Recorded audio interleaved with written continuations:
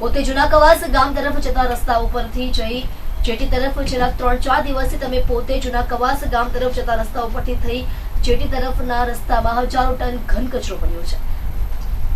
આ કચરો ગ્રામ પંચાયત દ્વારા જ આ રીતે જાહેરમાં નાખવામાં આવ્યો છે। ગામના હળપતિવાસની ઘણી નિર્દોષ મહિલાઓ ત્યાં કચરો વીણે છે અને ગાય તેમજ અન્ય પશુ પણ ત્યાંનો કચરો આરોગે છે। આ કચરાથી માનવ અને પશુઓને ભયંકર નુકસાન થવાની ભીતિ સેવાઈ રહી છે। અધૂરામાં પૂરું કચરાને સળગાવવાનો એટલે કે હવાને પણ ભયંકર નુકસાન થાય છે। પરિણામે હવા પ્રદૂષિત થવાથી લોકોના આરોગ્યને નુકસાન થઈ રહ્યું છે। આ કચરાના ઢગલાને લઈને કવાસ ગામમાં રહેતા સતીશભાઈ રમણભાઈ પટેલે ગામના સરપંચને લેખિતમાં ફરિયાદ કરી છે, જેમાં અત્યારે થોડા દિવસ પહેલા સચિનના પાલી ગામમાં આવા જ કચરાના ઢગલા સળગાવવામાં આવ્યા હતા। ત્યારબાદ ત્યાં ખરાબ હવામાં શ્વાસ રૂંધાવાથી 4 જેટલી બાળકીઓના મૃત્યુ થયા હતા। શું તમે કવાસ ગામ પણ આવી રીતે કોઈ દુર્ઘટના બને તેની રાહ જોઈ રહ્યા છો?